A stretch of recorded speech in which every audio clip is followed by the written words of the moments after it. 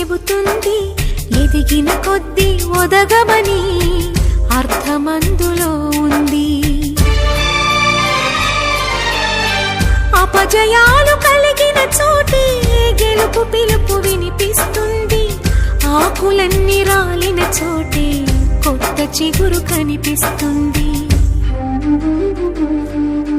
మౌనంగానే ఎదగమని మొక్క నీకు చెబుతుంది, ఎదిగిన కొద్దీ ఒదగమని అర్థమందులో ఉంది.